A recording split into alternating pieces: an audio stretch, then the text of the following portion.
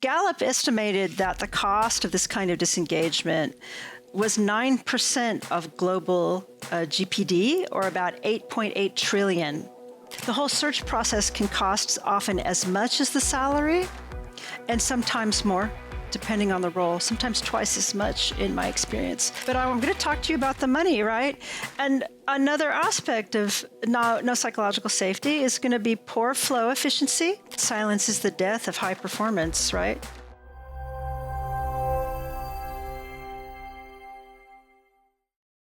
So this is where, I like to think about Clarke's book, Timothy Clarke's book, The 4 Stages of Psychological Safety. Have you read that? That one I'm sure I have. Yeah, so that's a really good one. And what I like about it is that he gives, kind of some KPIs or things to look for so that you can measure psychological safety and see the improvement on your business value. Right, so I don't know if you remember last year there was the huge disengagement survey. Don't remember. From Gallup, right? Gallup did a worldwide survey about employee disengagement. And it found out that, of course, most employees are disengaged, right? They've quietly quit, as we used to say a couple of years ago during the pandemic, right? And Gallup estimated that the cost of this kind of disengagement was 9% of global GPD, or about 8.8 trillion, right? And so for each company, it's going to be different, but it's going to be big. So if you think of your, revenue or your profits, whatever, as your GDP as a business, you should probably say, am I losing 9% of that just by not having a psychologically safe environment? Then, of course, you can also notice that the high performers leave where they can't speak up. Right? So these kind of high-performing employees are expensive. I mean, maybe not like Mark Zuckerberg to AI employee, $100 million a year kind of expensive, but they are very expensive. And so I don't know how many people you've hired, I'm sure a lot. And you know that replacing employees is incredibly expensive.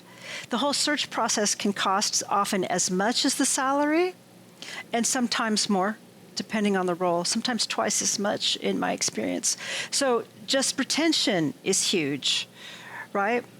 And then, of course, we have the burnout and the mental strain, right? As you talked about earlier, right? People live in fear. They carry a heavy cognitive load. So they don't have creativity. That harms your innovation. They don't have resilience, right? They fall into silence. And again, silence is the death of high performance, right? So without high performance, without the creativity that fuels innovation, you don't have any innovation. Nobody suggests ideas, and your product cycles are going to lag your competitors, right? And I've worked at places like that, right, where people were struggling to build what for them were bold new features, but because the market had leaped ahead of them in terms of psychological safety and employee empowerment, had already become table stakes in the market. So they were already way behind and struggling to catch up because they hadn't created this modern kind of environment. Do you know what I mean? And then I want to talk about something that's really dear to, everyone in finance and the senior leadership team, and that's your EBITDA drag. Right? I'm going to get real. I'm not afraid to talk about money. We've been all squishy and huggy, but I'm going to talk to you about the money, right? And another aspect of no psychological safety is going to be poor flow efficiency. Again, we go back to the higher turnover. We're going to have tons of rework. And in software or technology, this is going to mean bugs, defects, technical debt. And those eat away at your margins so much, right? When is a bug most expensive to fix? After the customers found it. How much do you find that the executives and boards, senior leaders that you talk with, just get this already? And how much do you finding that some education is required for them to make the connection between the financial customer issues that they're struggling with and the root causes this is coming from of psychological safety, empowerment? Yeah, so I think it depends on their background, honestly, right? Leaders who, are in HR tend to have been exposed to these ideas. Whether they can put them into practice is another question.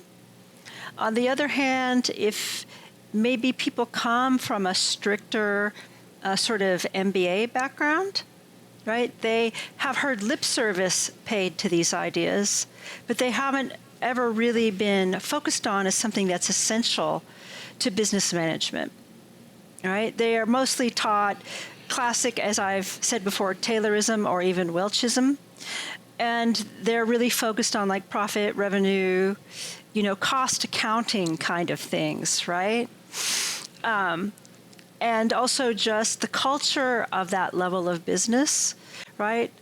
They have a culture too at higher management, at the SLT. They have their own culture. They have their own expectations.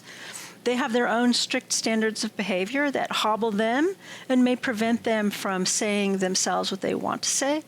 And once you talk to them about that, they can say, yeah, I've experienced that. And then you can say, well, can you imagine how much harder it is for people who are, that graduate, the graduate entry, right? The junior dev, the new QA person, the receptionist, right? So think about how that may impact them. And that may be something that a lot of MBAs don't think about because they're taught to think about, people in terms of cost and never in terms of value.